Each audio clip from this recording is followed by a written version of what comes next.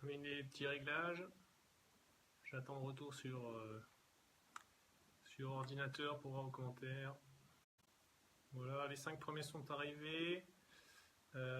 Si c'est tout bon pour vous, si vous me voyez, m'entendez, vous pouvez mettre un j'aime.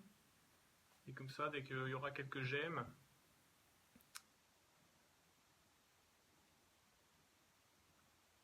on pourra. Voilà, voilà. Bonsoir Didier, t'es le premier.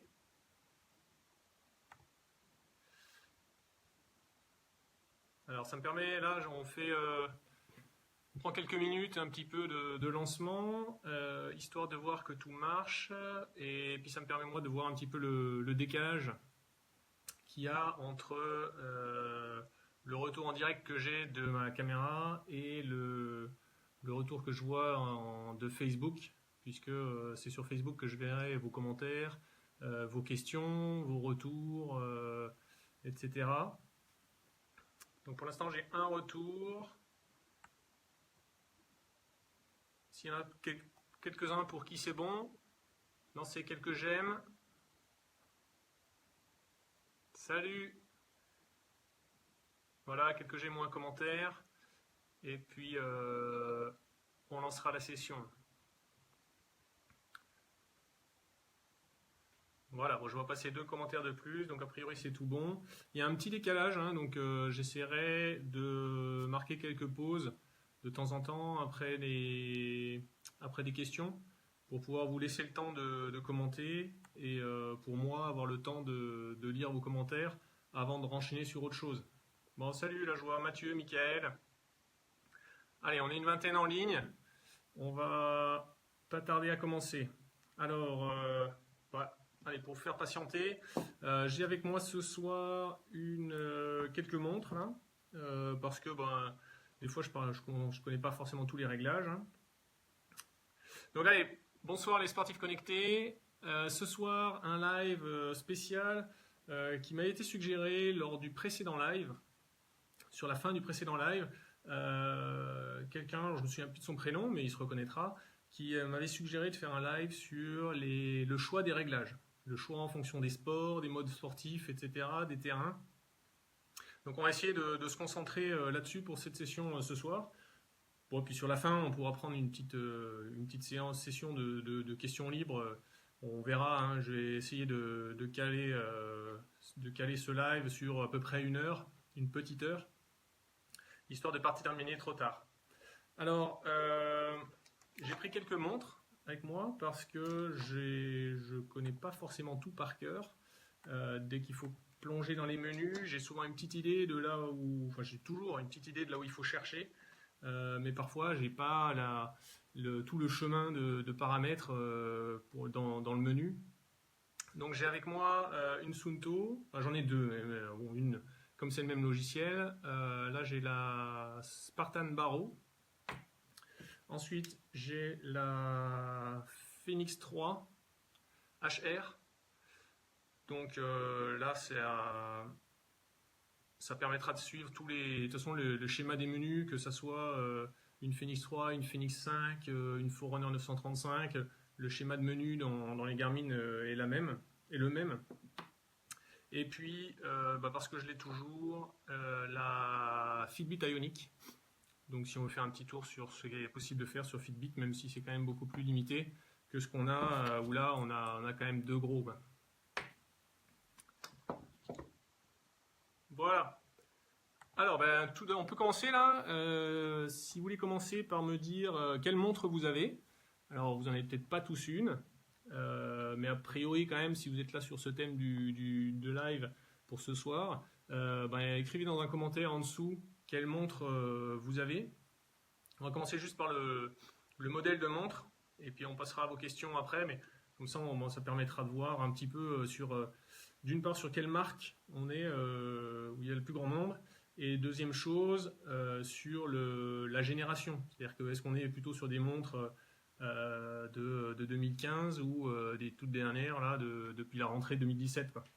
Alors j'ai vu passer, ça va assez vite, hein, mais j'ai vu passer Phoenix 5, Phoenix 5S, 2 Phoenix 5X. Alors c'est dommage, la Phoenix 5X, je l'ai renvoyée cette semaine. Donc je ne l'ai plus depuis jeudi. Mais de toute façon, la structure du menu est un peu la même que sur les autres Phoenix, hein. Forerunner 935, j'ai vu passer une Spark, 2 Sunto, 3 Sunto, Ambit 3 pics, 2 fois Ambit 3 pics et une Spartan Vrist HR Barrow. Je sais pas si c'est Barrow ou pas, mais bon, une Spartan Vrist HR. Donc là aussi, hein, les menus sont les mêmes dans toutes les Spartans. Donc j'en ai deux, hein, j'ai l'Ultra et la Spartan Barrow là. Donc ça tombe bien parce qu'en fait j'ai pas de montre Polar actuellement et a priori vous n'êtes aucun à avoir une Polar. Donc ça tombe bien, Spartan Ultra encore, c'est bon, 235, ça sera similaire à la Phoenix 3, juste avec moins de possibilités. 920 XT, même chose, hein, c'est la Phoenix 3. Ouais, donc pas de problème. On va être bien. Alors, on peut commencer, hein, si vous avez une petite question. Alors essayez de ne pas être trop long parce que moi sur le retour, j'ai à peu près 4 lignes de commentaires. J'ai le retour Facebook, hein, comme vous avez la même chose. Donc vous pouvez mettre vos avis, et vos commentaires et liker. Donc si vous pouvez commencer, la montre, l'activité sur laquelle vous l'utilisez, et puis le problème ou la difficulté que vous rencontrez. J'ai noté moi quelques thèmes qu'on pouvait aborder ce soir. Alors déjà, première chose, GPS GLONASS. Quand est-ce que c'est bien d'activer GLONASS? Quand est-ce que c'est pas la peine? L'échantillonnage GPS entre 1 seconde, intervalle variable de Garmin, le Smart, ou l'Ultra Track. Ensuite, alors ça c'est quelque chose qui vous vient peut-être pas à l'esprit, mais la différence, pas la différence, mais pourquoi il est intéressant d'utiliser l'allure moyenne plutôt que l'allure instantanée. Et puis ensuite, le tour automatique, à quoi ça sert, quand est-ce que ça peut servir à quelque chose. Le calcul de calories dans le suivi d'activité quotidienne. Le calibrage d'un altimètre, pourquoi c'est important. Alors je ne vais pas trop parler parce que là on prend assez vite du retard en fait. Première question, quand activer le GLONASS sur du running sur une Phoenix 5? Alors ma réponse est simple, le GLONASS ça fait plus de 2 ans que je le teste. Sur pas mal de Garmin, donc depuis la Phoenix 3 et sur les Sunto plus récentes. Donc je pense que j'ai dû faire une dizaine de montres avec GLONASS. Et pour être honnête, je n'ai pas calculé de pourcentage exact, hein, mais j'ai quasiment jamais trouvé de cas où le GLONASS améliore la précision du GPS. Alors j'ai fait un article là-dessus qui est assez précis. Notamment j'ai cherché des recherches, des trucs de scientifiques pour expliquer d'où ça peut venir, qui expliquent les erreurs intrinsèques d'un système de géopositionnement, et ensuite les précisions spécifiques du GLONASS, du GPS, voire de ce que pourrait apporter Galileo. Et en fait, le GLONASS n'apporte rien, c'est du marketing. Ça apporte il y a une chose que ça améliore, c'est le GPS fixe. Donc là, quand vous allumez votre montre cherche les satellites, elle a plus de satellites à disposition, donc elle trouve plus de satellites. Pour la suite, je pense que ça vient de l'implémentation, parce qu'en fait, c'est une histoire de dérivation qu'ont les signaux à travers les différentes couches de l'atmosphère, et du coup, la montre, en restant que récepteur, elle est obligée d'activer un correctif. Et le problème, c'est que ce n'est pas le même correctif à activer pour le système GPS que pour le système GLONASS. Et donc, du coup, la puce ne fonctionne pas avec... Il lui faut 4 signaux de GPS, de satellite, et elle ne fonctionne pas avec 2 plus 2. En fait, elle va chercher 4 GPS, 4 GLONASS, et elle va utiliser le meilleur. Donc, en fait, le GLONASS, il améliore quasiment jamais rien. Il y a une situation où ça améliore les choses, et ça a été confirmé par un message du support Sunto, de quelqu'un que j'avais accompagné sur une question justement sur le sujet. Et la seule situation où ça améliore la précision, c'est dans les canyons urbains. Donc si vous courez à Paris, dans le centre-ville d'une grande ville en France, ou en France ou dans le monde, là vous pouvez activer le GLONASS. Pour tout le reste, même en forêt, pour du VTT, pour du trail, pas la peine de GLONASS, ça n'améliore rien. Et j'ai été surpris, je pensais qu'en natation, en eau libre, ça améliorerait les choses, parce qu'en fait, la difficulté en eau libre, c'est que la montre ne capte les GPS que quand elle est en dehors de l'eau, Dès que le bras est dans l'eau, le signal ne pénètre pas plus que 5 cm d'eau. Donc tant que le bras est dans l'eau, elle ne capte rien. Et finalement, elle a très peu de temps pour capter ce signal, relever sa position, et le signal est de nouveau coupé. Et je pensais que là, on aurait un avantage à avoir du GLONASS, à avoir plus de satellites disponibles. Et ben, même sur de l'eau libre, j'ai pas vu d'amélioration du GLONASS. Voilà, je pense qu'on peut clôturer la question. Si vous voulez un petit peu plus de détails, j'ai un article là-dessus sur... je me souviens plus exactement du titre, mais je le retrouverai et puis je vous le mettrai dans un commentaire sur la vidéo. Et comme ça, si vous avez déjà commenté, vous recevrez une notification. Je vous mettrai les liens vers tous les articles que je cite. Alors là, pour question suivante, vous pouvez recommencer parce que j'ai perdu le fil des questions qui sont venues depuis. Donc ce qui est venu après GLONASS, il y avait une histoire de données à l'écran, là, je ne me souviens pas trop.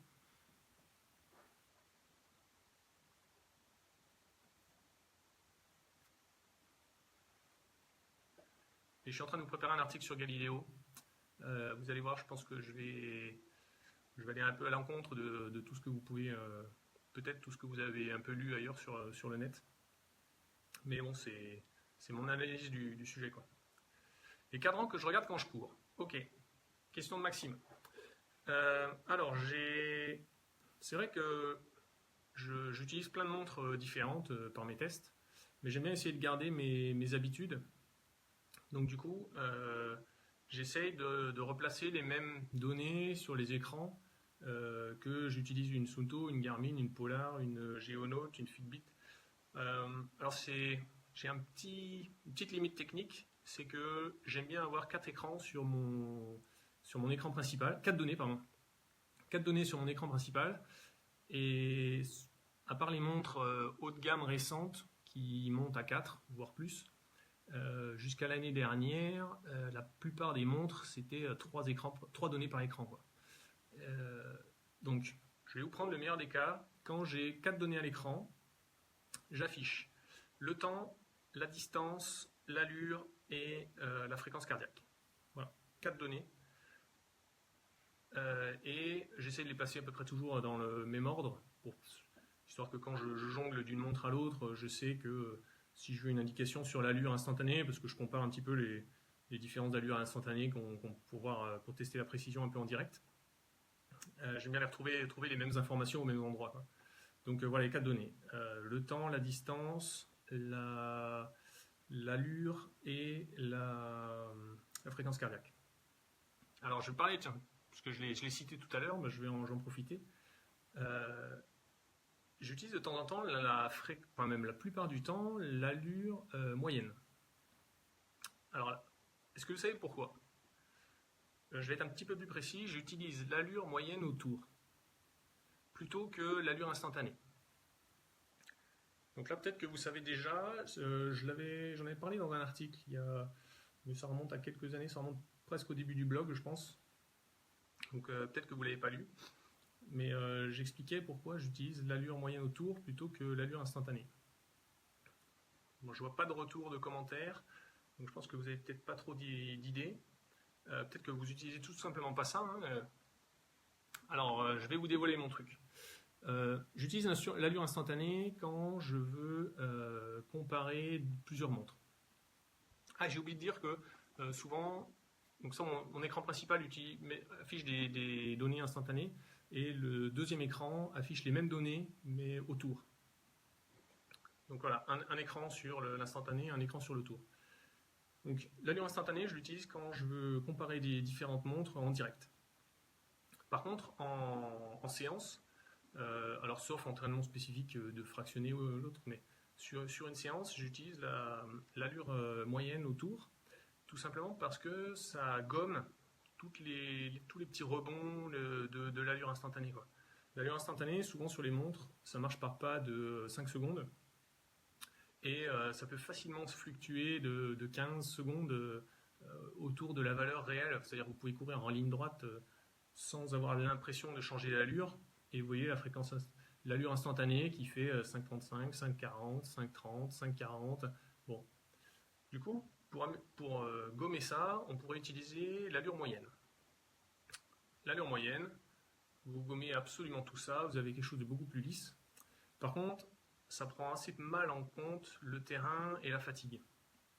Tout simplement parce que si vous partez pour 10 km, à peu près 1 heure de running, une moyenne sur 1 heure, ça ne tiendra pas compte de la forme que vous aviez au début et à la fin du parcours. Ça ne prend pas en compte une bosse. Bon. Donc du coup, l'allure moyenne autour, ça permet justement d'être entre les deux en fait. Vous configurez un tour automatique d'1 km. 2, vous affichez sur votre écran l'allure moyenne autour. Qu'est-ce que ça fait ces deux choses-là ensemble? Ça fait que la donnée d'allure qui est affichée sur votre écran, à tous les kilomètres, elle est réinitialisée. Et donc vous allez avoir une allure moyenne affichée sur le premier kilomètre, une allure sur le deuxième, une allure sur le troisième, une allure sur le quatrième. Et donc du coup là, si vous configurez ça sur un marathon, votre allure du 39e kilomètre, elle sera clairement différente de l'allure du 3e kilomètre, si vous avez fatigué. Et donc ça gomme les aléas d'allure qui fait que si vous jetez juste un œil à votre montre, vous pouvez croire que vous courez en 5,35 alors qu'en fait vous courez en 5,50. Et en même temps, ça prend en compte l'effet de fatigue ou l'effet d'une côte, etc.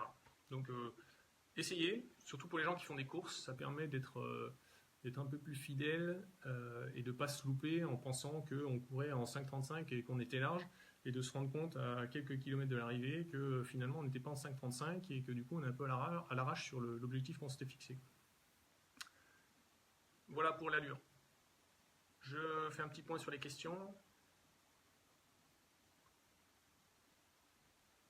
Alors là, Thibaut, en trail, beaucoup de monde utilise la vitesse en km/h plutôt que l'allure. Alors je ne saurais pas expliquer pourquoi, j'ai jamais entendu parler de ça.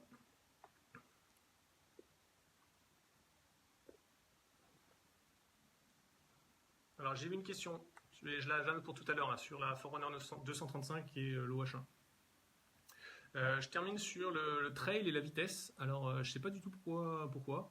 Est-ce que c'est du trail ultra trail, c'est-à-dire sur des grandes distances, ou genre un trail de 30 bornes là? Honnêtement, je ne sais pas. Moi, c'est un peu la convention du sport. Hein. En vélo, on utilise la vitesse en km/h. En course à pied, on utilise plutôt l'allure en minutes par kilomètre. Enfin, minutes au kilomètre. Ouais, minutes par kilomètre. Souvent, ça gêne les débutants. Ils n'ont pas l'habitude. Enfin, pour eux, une allure, ça leur parle pas beaucoup. Donc ils préféreraient, j'ai souvent des questions de débutants qui me disent j'utilise mon mode course à pied sur telle montre, je suis embêté, j'arrive pas à mettre la vitesse, comment je peux faire? Et il y a des fois, sur certaines montres, il n'y a pas de choix, quoi. Je leur dis utilise le profil vélo, quoi. C'est comme ça. Sur certaines montres, on peut quand même. Hein. Vous prenez une Spartan Ultra, une Phoenix 5, ou une Phoenix 3, une Phoenix 5, vous pouvez tout à fait afficher la vitesse en km/h sur votre profil course à pied. Alors pourquoi certains d'entre elles utilisent la vitesse? Je sais pas, hein, peut-être qu'ils sont autodidactes, ils ont toujours fonctionné avec la vitesse, et puis ils continuent avec la vitesse, ils se sont mis au trail, je sais pas. Franchement, là, j'ai pas d'explication. J'en ai pas trop entendu parler de gens qui utilisaient la vitesse en course à pied. Alors j'ai vu une question, je n'ai pas lu dans le détail, je m'en souviens plus trop là, mais Forerunner 235 et Brassard OH1, c'est pas compatible. OH1, c'est Bluetooth. Forerunner 235, ANT+. Alors on peut développer un tout petit peu. Hein. En gros, il y a deux standards de protocoles de communication à courte distance qui sont utilisés dans le milieu des montres de sport, là.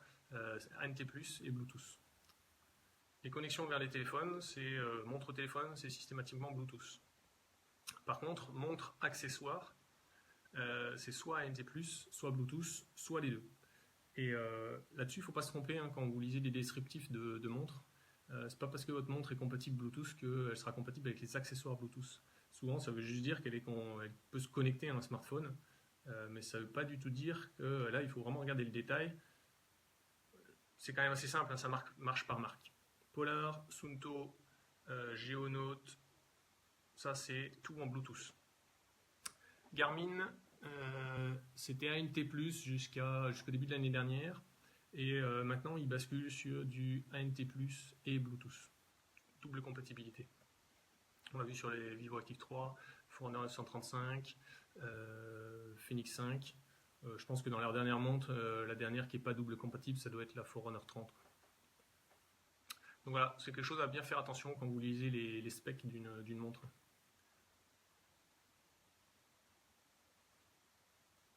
Voilà, donc là il y a Maxime qui confirme hein, les variations d'allure instantanée, mais lui il les gomme pas, il les conserve. Bon, là, ça veut dire qu'il faut regarder l'écran de sa montre pendant quelques secondes, histoire de voir sur quelle valeur ça fluctue, quoi. Qu'est-ce que tu penses du pod Garmin pour les dynamiques de course? Question de... alors, ça ne doit pas être son prénom, ou alors il l'a écrit à l'envers. Par rapport à la ceinture HRM Run, est-ce que c'est plus précis? Non. Alors, je ne l'ai pas testé hein, personnellement, mais en gros, la ceinture est positionnée sur le torse, le pod est à accrocher sur la ceinture de votre short. Donc en fait, il n'y a pas de mouvement entre votre torse et votre salut Patrick. Il n'y a pas de mouvement entre votre torse et votre taille. Donc en fait, les mesures mesurées sont exactement les mêmes. Après, ce qu'il faut vous dire c'est vraiment, est-ce que vous avez l'utilité des Running Dynamics?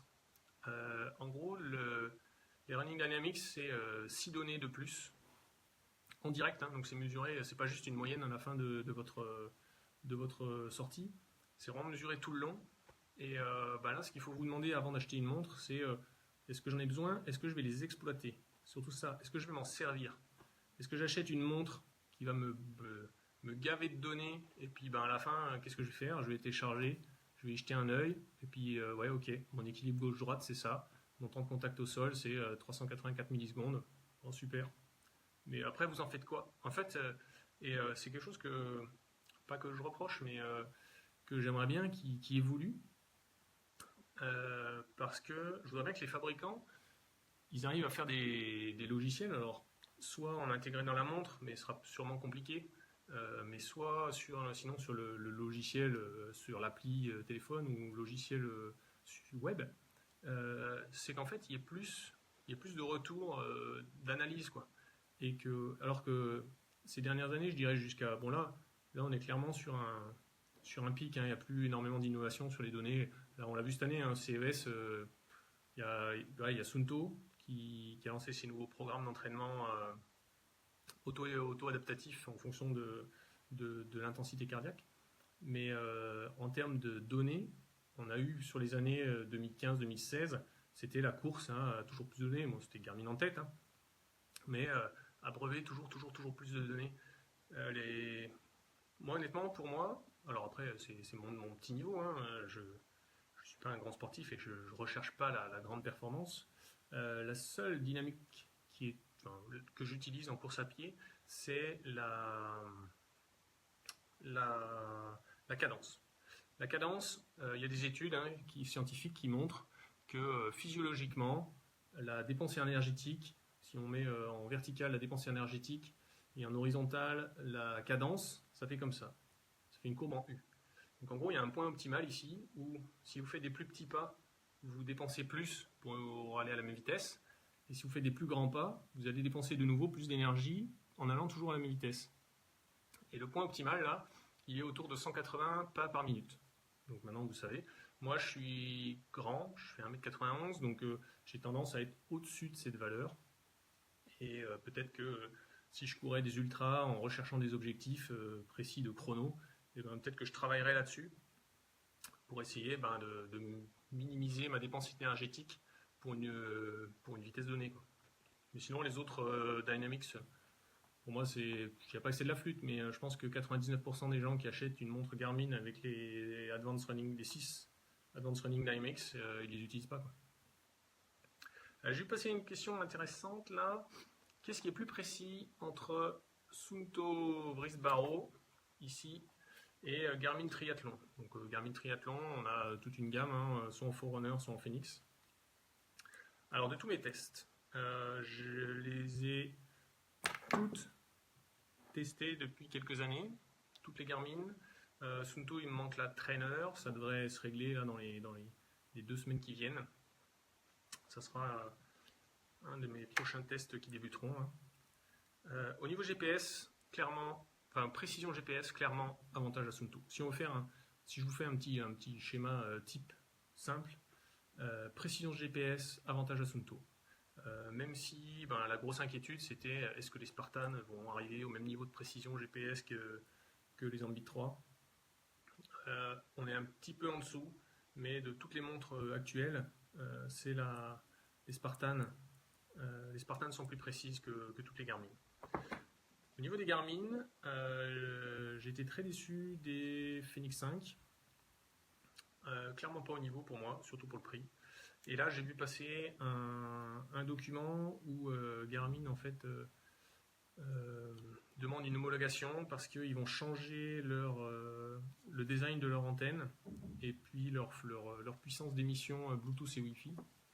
Alors ça n'a rien à voir, mais ils vont changer leur antenne et alors ce sera peut-être ça, ce sera sûrement ce qui sera intégré dans la Fenix 5 Plus. Et là, je pense que ça démontre clairement qu'ils se sont rendus compte qu'il y avait un problème de précision GPS. Ouais, c'est ça, Pierre. Polar V800, très bon aussi. Ambit 3 V800, c'était vraiment super bien. Sur les montres récentes, donc les Spartan, la M430, très bien. M430, très bien en GPS, très bien en cardio. Et les Garmin sont clairement un cran en dessous. En fait, si on fait les stéréotypes, Garmin, le point fort des Garmin, c'est le paramétrage. Tout est paramétrable sur les Garmin. Bon, sauf si vous prenez une Forerunner 30, hein. Mais vous prenez une Phoenix, vous prenez une Forerunner 935, et même sur les modèles en dessous, hein, une Forerunner 235, c'est incroyable, il y a plein de choses paramétrables. Beaucoup de données, beaucoup de choses paramétrables. Donc ça peut répondre tout à fait à des besoins de gens qui veulent configurer tel truc, pouvoir jouer sur telle chose. Bon. Mais en termes de précision, ils sont en dessous. Et là, je pense que le changement d'antenne sur la Fenix 5 Plus, c'est que vraiment ils ont réalisé hein, qu'il y a un problème de précision GPS. Il n'y a qu'à voir les courbes sur les tests, hein, que ce soit j'ai fait Phoenix 5 et Phoenix 5X, et il y a c'est le même problème pour les deux, que c'est pas top. Après, c'est exploitable, hein, le calcul de la distance. C'est pas parce que je relativise souvent un petit peu dans les tests. En tout cas, j'essaie de l'expliquer. Mais si vous avez la route qui passe comme ça et la trace qui est comme ça vous fait zéro différence hein, sur la distance. Il peut y avoir ici un écart de 10 mètres. Ok, la trace n'est pas propre. Donc je le montre, je le relève. Par contre, en termes de distance, d'erreur sur la distance, c'est minime. En fait, tant que la courbe est suivie, l'erreur de distance est minime. Ce qui fait les grosses erreurs de distance, c'est quand la route est droite et la courbe fait un écart comme ça, quoi. Avis sur la 920 XT. Alors, pas de chance, je pense que j'ai commencé le blog juste après la sortie de la 920. Et en fait, c'est une montre que j'ai jamais testée. J'ai testé les Phoenix 3, enfin la Phoenix 3, et puis non, c'était d'ailleurs la Phoenix 3 HR que j'ai testé. J'ai pas testé la Phoenix 3 pas HR, et je n'ai pas testé la 920. En fait, je crois que j'ai commencé mon premier gros test. Qu'est-ce que c'était? Je sais plus. L'Epix, un truc comme ça, ou la V800, quelque chose comme ça. Et en gros, j'ai commencé peut-être juste un peu tard. Ce qu'il y a, c'est que la 920, en fait, elle a super bien vieilli. Elle avait un très bon hardware, robuste. Elle faisait partie des premières qui étaient compatibles avec Connect IQ. Donc, en fait, elle était au début de la pente ascendante de Garmin. Ski alpiniste, Patrick. C'est marrant parce que j'avais déjà vu cette question sur une pub qu'ils avaient fait passer sur Facebook. Je ne sais pas s'ils le feront. En fait, Suunto l'a de base. Suunto propose une centaine de profils sportifs qui composent 80 sports. Garmin n'a pas de base. La solution, c'est de la créer en perso, quoi. Donc, soit la créer. Donc là, pour l'instant, c'est tout simple. Dans les menus de sport, Voilà, on fait. Alors c'est super dur comme ça en fait, les boutons sont inversés. On appelle les menus une pression longue. Non, on va tout en bas. Une fois qu'on a les profils sportifs, on va tout en bas dans Ajouter. J'ai dû faire un tour là.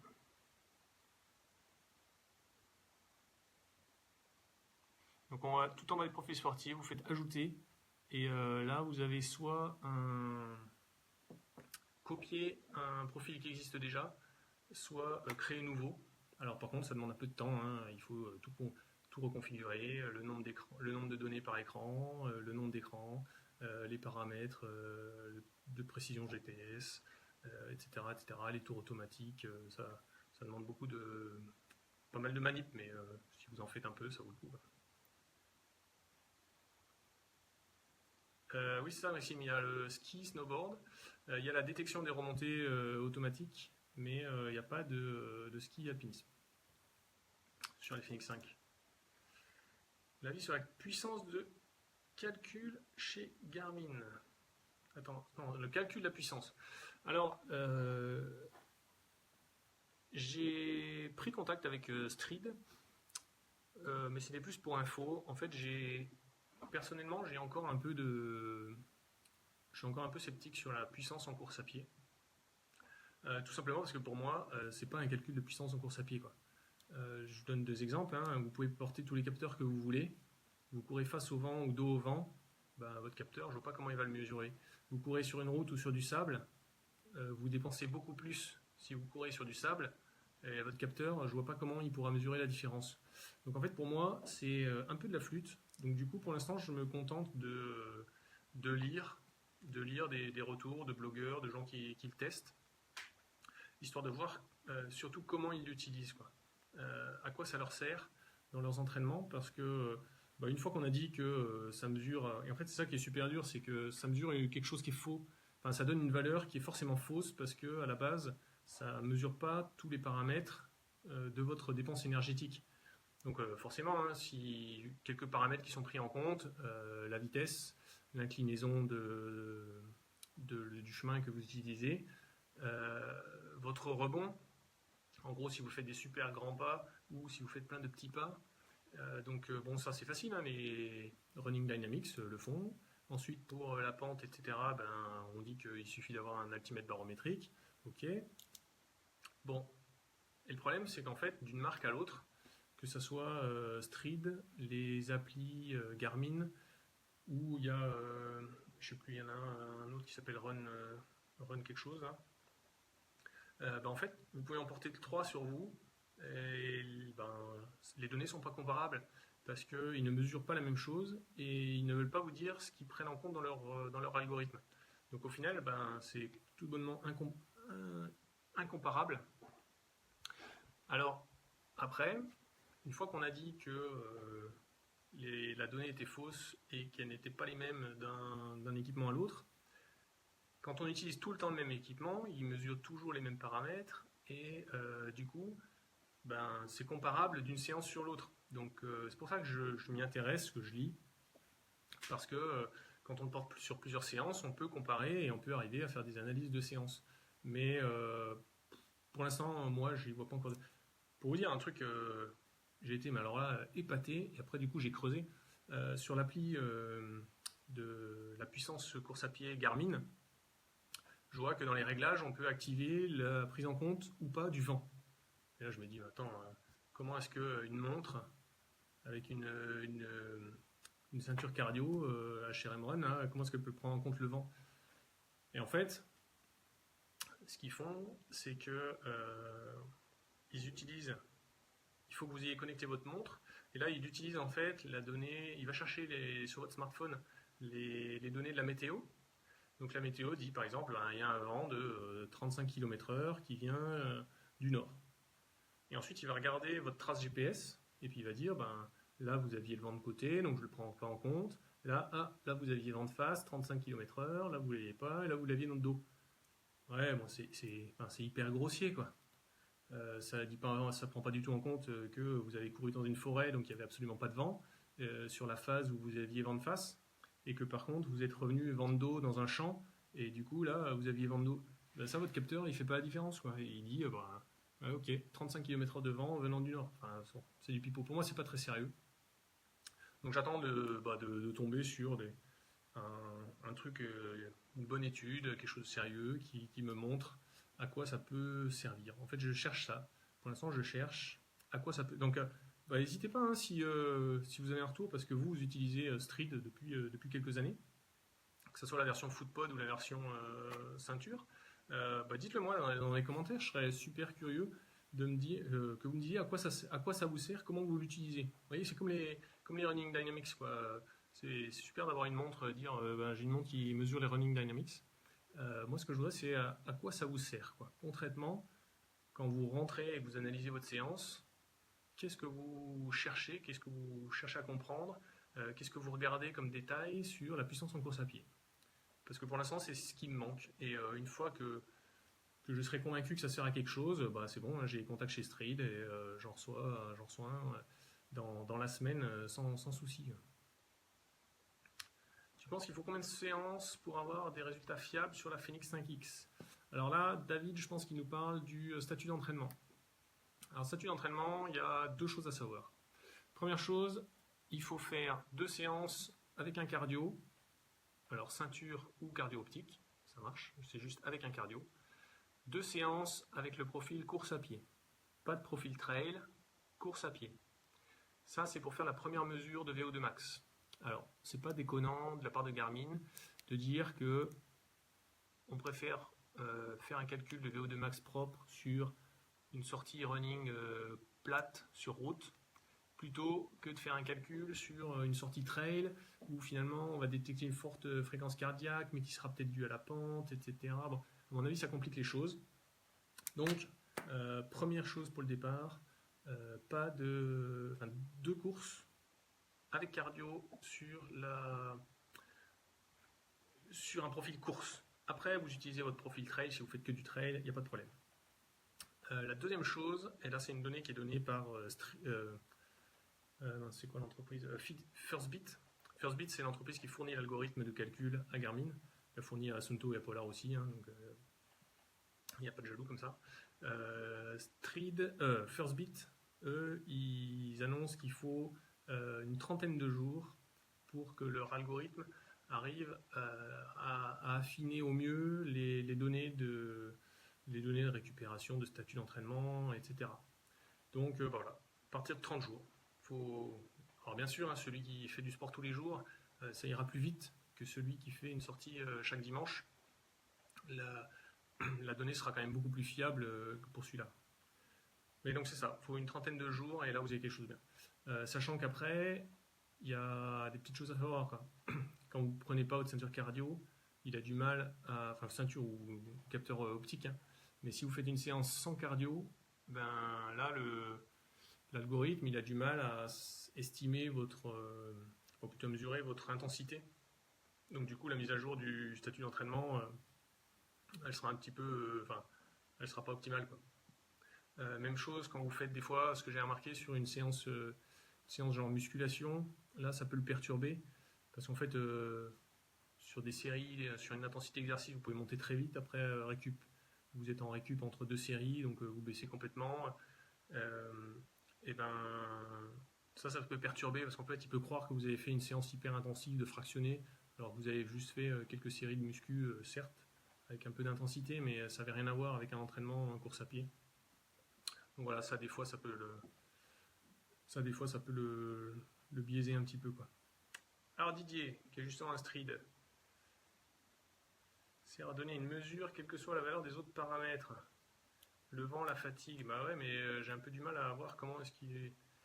Donc toujours une puissance affichée instantanée, comme un contour. Bon, c'est super intéressant des retours comme ça pour moi parce que bon, on peut tous avoir des fréquences, des façons des pratiques sportives un peu différentes et des façons d'utiliser sa montre différentes. Ah oui, Cédric, VO2 max qui varie de 58 à 163, c'est énorme. Moi, elle varie. Je crois que sur l'année dernière, elle a varié de 2 points. Je crois que j'étais à 50, je suis tombé à 48, remonté à 49, Et là, tout début janvier, là, je crois que j'avais publié une photo sur Instagram. Je suis repassé à 50. Donc moi, vous voyez, tu vois, sur un an, ma VO2 max chez Garmin a varié de 2 points, quoi. 50, 48, 49, 50.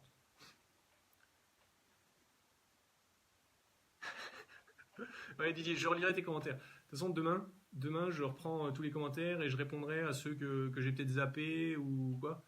Donc je relirai ton commentaire plus en détail et voir comment ça peut marcher. Bon, voilà. Donc, bon, en fait, ce qui est important sur une montre, c'est de comprendre comment ça marche. Je le dis souvent, en fait. Et il y a des fois, je reçois des questions, mais je me dis, mais c'est pas possible, quoi. Comment est-ce qu'il peut me poser une question comme ça? Ça veut vraiment dire qu'il sait pas comment ça marche, quoi.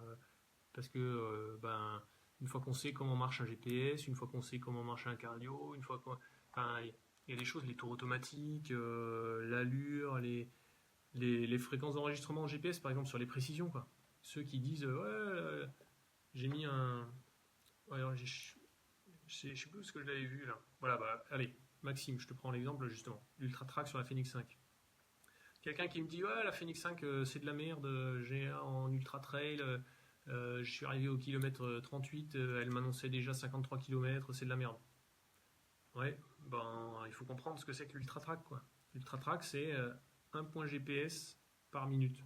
Quoique là, sur les Phoenix 5, ils l'ont un peu changé. Je l'ai utilisé sur la Phoenix 5 et, euh, et en fait, c'est plus un point toutes les minutes. Maintenant, c'est quelque chose de. C'est un intervalle variable et en fait, au début, c'est assez rapproché et ça s'allonge après avec le temps. Ils ont un truc qui est devenu un peu plus intelligent. Chez Suunto, c'est la précision OK. Donc chez Suunto, c'est précision GPS meilleure, bonne, OK. En anglais, c'est best, good, OK. En précision, OK. Là, par contre, chez eux, c'est un point toutes les minutes. Bon, ben, comment vous voulez qu'en mesurant un point toutes les minutes, votre montre, elle vous fasse une trace et un calcul de distance qui soit précis? C'est n'importe quoi. Vous avez, voilà, ça c'est votre circuit de course. Voilà. Et là, votre montre, elle va prendre un point ici, après vous courez, et elle va prendre un point là. Et bien sûr, elle va tracer un train, elle trace une ligne droite entre chaque point. Hein. Elle n'est pas un capteur supplémentaire qui ne dépense pas d'énergie et qui ne pompe pas la batterie et qui arrivera à faire deviner par où vous êtes passé. Donc forcément, avec un point toutes les minutes, la seule utilisation de l'ultra track ou du mode OK, c'est sur quelque chose où vous allez lentement. Une randonnée tranquille, je sais pas, du paddle par exemple, bon, voilà, vous faites une sortie paddle dans les calanques avec pique-nique, etc. Bon, un paddle, je sais pas, j'en ai pas fait souvent dans ma vie, hein, quand je pense que j'en ai fait qu'une fois, mais c'était à Tahiti, donc ça valait le coup quand même, c'était sympa. Bon voilà, sur du paddle, on va pas vite, quoi. Donc, sur du paddle, ouais, on peut se mettre en ultra track et en plus calculer la distance. Enfin, si je fais une sortie paddle et qu'elle me dit que j'ai fait 3,8 km, alors j'en ai fait 4,5, bon, ça me gênera pas énormément. Mais donc il faut bien choisir les. Super Patrick, à une prochaine. Donc le paddle, enfin voilà, faut que vous alliez doucement. Faut que vous alliez doucement et il faut qu'en gros, sur une minute, vous n'ayez pas parcouru une grande distance. Et comme ça, ben, les points seront un peu plus rapprochés et ça sera un peu plus précis. Quand une ceinture Suunto fiable? Jean-Simon, est-ce que tu peux te préciser? Est-ce que c'est à quand une ceinture Suunto fiable? Alors moi j'utilise la Smart Sensor là, depuis 2 ans, j'ai aucun problème avec. J'ai changé la pile, mais c'est tout. Ouais. J'ai eu une sortie où ça déconnait. Alors pour moi, quand une ceinture déconne, ça me fait quand même des fois bien chier, quoi. Parce que ben, je peux faire une sortie un peu spécifique en me disant tiens je vais tester telle montre, le capteur cardio sur tel type de séance, etc. Et là je pars avec 4 montres, 3 en test et une qui me sert de référence avec la ceinture. Et quand j'extrais tous mes fichiers GPX, je les importe sur un outil de comparaison. Et là, des gros plats sur la montre qui avait la ceinture cardio, quoi. Moi, ça pour le coup, c'est un truc qui me fait bien chier.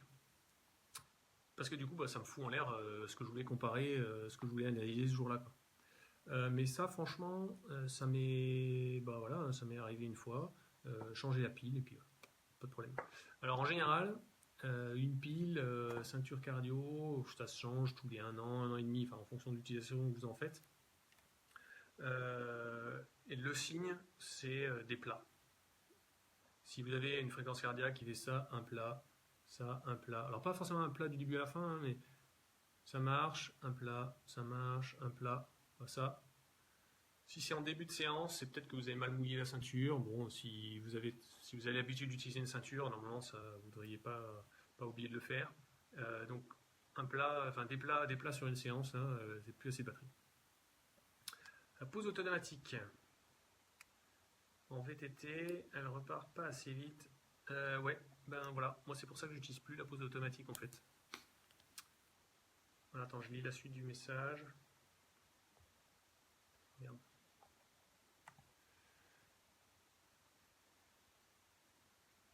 Alors je l'utilisais au début, la pause automatique. Maintenant, j'ai tendance à plus l'utiliser en fait.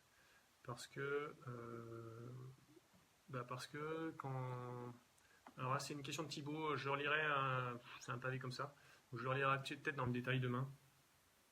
Alors déjà, il y a 2 choses. Vous pouvez activer une vitesse automatique, soit à partir de 0, soit, notamment sur les Garmin où c'est configurable, en dessous d'une certaine vitesse.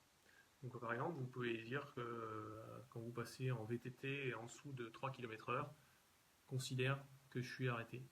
Ça c'est pour prendre en compte des fois le fait que vous pouvez être arrêté, mais à cause de petites erreurs de positionnement du GPS, la montre elle croit que vous bougez encore un tout petit peu. Du coup elle ne vous met pas tout de suite en pause. Mais bon, du coup, plus vous utilisez une marge comme ça, et plus ça va vous faire un grand moment où la montre va arrêter l'enregistrement. C'est-à-dire que vous allez ralentir. Là, elle va arrêter l'enregistrement. Vous arrêtez ici.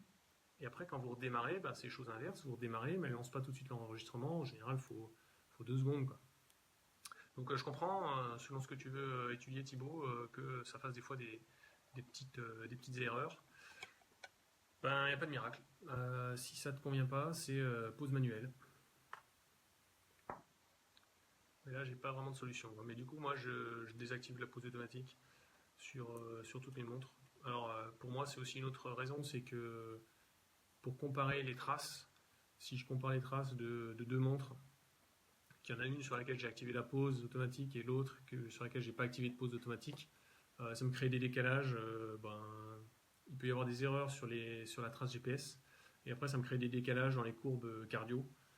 Donc c'est aussi une raison de pourquoi moi, et c'est pour ça que en fait quand les gens me posent des questions, je demande toujours et c'est pourquoi faire, que ce soit choisir une montre, que ce soit choisir un réglage, je demande toujours et c'est pourquoi faire et qu'est-ce que tu cherches à faire avec, parce qu'en fait en fonction du résultat ou des choses qu'on veut mesurer, du résultat qu'on souhaite atteindre, on ne fait pas les mêmes réglages, quoi. Et c'est pour ça que ce live là qui m'avait été proposé, suggéré lors du dernier live, je l'ai noté dans un coin de la tête parce que pour moi c'est essentiel, quoi.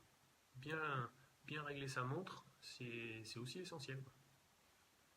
GPS GLONASS sur la VRIFIN X3, c'est vraiment utile. Thomas, tu regarderas le début de cette vidéo, j'ai pas mal parlé du GLONASS, mais si tu veux une réponse rapide, non, ça apporte rien. Donc alors si vous savez, sur le blog, en plus du blog, sur les réseaux sociaux, je suis présent sur Facebook, Twitter, Instagram. Je ne publie pas la même chose partout. J'essaie d'exploiter les avantages de chaque plateforme. Donc sur Facebook, je publie beaucoup l'actualité du blog. Sur Twitter, j'utilise plutôt l'actualité des marques, parce qu'en fait toutes les marques ont un compte Twitter, et donc je relaye les news, etc. Et sur Instagram, c'est plus des petits teasers, parce que je vous montre des photos des montres que je suis en train de tester avant que le test sorte. Et donc, je publierai... Ah, et YouTube, j'ai oublié la chaîne YouTube. Chaîne YouTube où j'ai, je dirais 3 sortes de vidéos, les tests, où on brosse un tour de toutes les fonctionnalités de la montre. Alors c'est sympa, je vois passer des likes de temps en temps. Super sympa, avant de partir, si vous mettez un j'aime sur la vidéo, si vous avez aimé cette séance de live, et puis comme ça on en refera d'autres. Donc YouTube, j'y poste des tests, j'y poste ensuite des réglages. Il y a quelques vidéos que j'ai faites sur la Phoenix 3 HR, sur la Spartan Sport Wrist HR, etc., la Vivo Active 3, où là, cette fois, je rentre dans le détail tous les menus et tous les réglages des profils sportifs. Parfois, c'est en combiné, montre et ordinateur, parce que sur certaines montres, comme je crois que c'était les réglages de la M430, il y a des choses qui sont en faire sur l'ordinateur et d'autres sur la montre, donc je montre les deux, tout. Et puis ensuite, le troisième type de vidéo, c'est un peu le autre. Et donc, je reposterai ce live, je le reposterai sur la chaîne YouTube. Donc, Thomas, quand ça sera en ligne, abonne-toi à la chaîne YouTube, comme ça, tu es prévenu quand la nouvelle vidéo sort. Et puis, tu regarderas juste le début de cette vidéo, là. Je sais pas, c'est peut-être entre 5, vers la minute 5 et la minute 10, là. Super, merci. Merci Maxime, qui kiffe le blog. En fait, alors vous voyez, j'ai discuté il y a pas longtemps parce qu'en fait, j'ai intégré un projet particulier qui est lié au blog et on me disait ah ouais, ça demande sûrement pas mal de compétences de com, etc. Gérer les réseaux sociaux et puis gérer les critiques, etc. Et en fait, je leur ai avoué, c'est quelque chose à laquelle je m'attendais et à laquelle je suis absolument pas confronté. Et en fait, j'ai jamais de critiques, que ce soit les réseaux sociaux, les commentaires sur les vidéos, les commentaires sur les articles.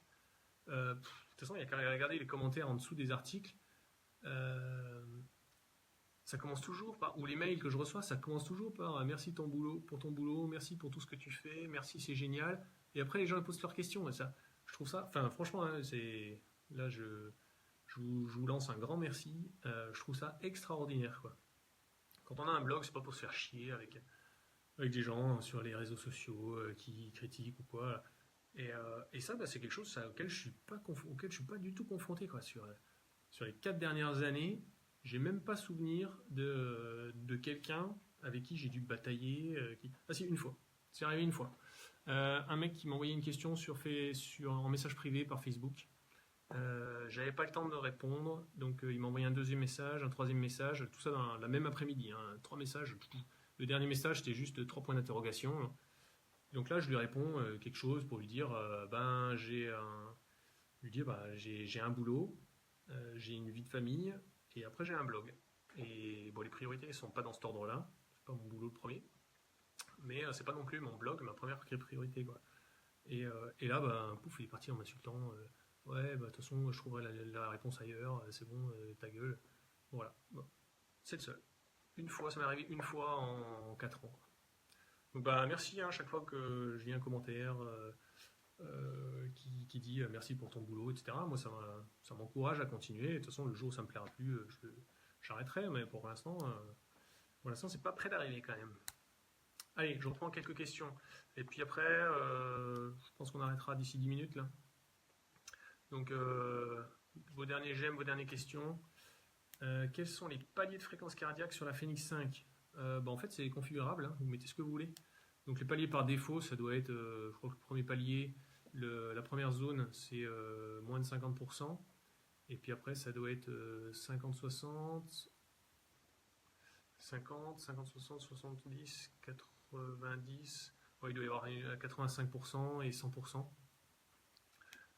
Mais bon, vous pouvez le configurer, vous mettez les paliers que vous voulez. En fait, le truc intelligent à faire quand vous avez comme ça une Garmin haut de gamme, c'est de configurer le palier, la limite entre palier 3 et 4, la zone 3 et 4, que ça soit votre fréquence cardiaque seuil. Donc si vous avez une Forerunner 630, bientôt une 645, ou bien une Forerunner 935, une Phoenix 5, Elle va vous mesurer la fréquence cardiaque seuil dans les mesures physiologiques. Et bien, une fois que vous l'avez, vous allez configurer vos fréquences cardiaques, vos zones de fréquence cardiaque manuellement. Et vous mettez la bascule entre la zone 3 et 4, votre fréquence cardiaque seuil. En fait, en dessous, c'est la zone 3, c'est la zone d'endurance fondamentale. Et au-dessus, la zone 4, c'est la zone de seuil. Et ensuite, la zone 5, la zone max. Ben voilà, tu vois, c'est Karim, c'est un truc. Bonne question. C'est quelque chose auquel je n'avais pas pensé. Et ben, qui est très pertinent, qui est tout à fait sa place dans cette vidéo. Bon, on termine là-dessus. Ça doit faire à peu près 1 heure qu'on y est. Au-delà d'1 heure, je pense que sur le revisionnage. Donc là, je pense que normalement, vous pouvez revoir cette vidéo dans les prochains jours sur Facebook. Et quand j'aurai eu le temps de l'uploader, vous la retrouverez sur YouTube. En fait, donc, dans les quelques jours qui viennent, vous la retrouverez facilement sur la page Facebook du blog. Et puis, pour la suite, pour le plus long terme, si jamais vous avez besoin d'y revenir dans quelques mois, elle sera sur YouTube. C'est plus facile de les retrouver sur YouTube que de scroller en tout le fil de la page Facebook. Allez, et ben, c'était super sympa les gars. Il y a encore eu plein de retours, comme d'hab, de j'aime, de gens qui, voilà, Karim qui dit que c'est très clair, qui sont venus avec des questions, et je suis bien content d'y avoir répondu. Je pense qu'on a à peu près tout couvert, on a couvert pas mal de choses, surtout les choses qui vous intéressent. Je vais peut-être terminer avec un truc, parce que j'ai souvent la question. Alors c'est pas du réglage, mais là encore c'est comprendre comment ça marche. C'est la dépense calorique. En fait, il y a des gens qui me disent ouais, comment ça se fait, ma montre, je l'avais mise à recharger pendant 3 jours, je ne l'ai pas touchée, et là je la remets, et elle me dit que j'ai dépensé des calories. Là, l'exemple typique, c'est l'Ioniq. Vous voyez, ça doit faire 1 mois que j'ai fini le test. La batterie, je ne l'avais pas touchée, la batterie était tombée à 0%. Donc je l'ai rechargée juste avant ce live. Il faut que ça intéresse quelqu'un. Et là, vous voyez que le nombre de pas 0, dépense calorique, la barre elle est déjà remplie. Alors que je ne l'ai pas touché. Je l'ai mise à recharger 1 heure avant le live.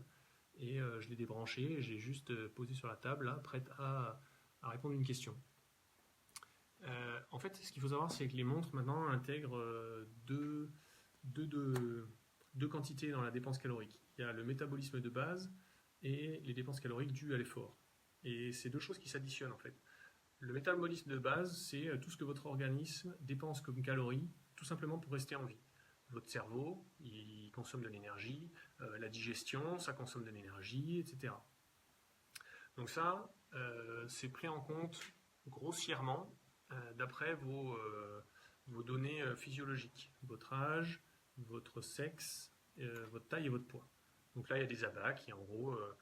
moi, 1m91, 73 kg, mon âge, je calcule, 38 ans, homme, et je dépense grosso modo X calories sur 24 heures, juste pour rester en vie. Et là-dessus, vous avez la dépense calorique due à l'effort, parce que j'ai fait une séance de course à pied à intensité assez élevée, plus 8000 pas dans la journée, donc ça me fait Y dépenses. Et donc ma montre, elle va m'afficher la somme de ces 2 valeurs. Et elle va me dire, sur la journée, tu as dépensé tant de calories.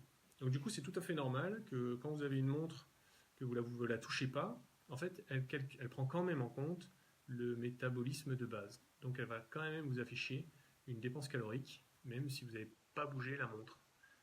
Et puis si le lendemain, vous prenez la montre et vous allez courir, là, elle va prendre en compte le métabolisme de base, plus les dépenses énergétiques dues à l'effort. Bon, voilà. Allez. On va arrêter là-dessus. Il reste une quinzaine de personnes. Donc, salut à tous les courageux qui sont restés jusqu'à la fin.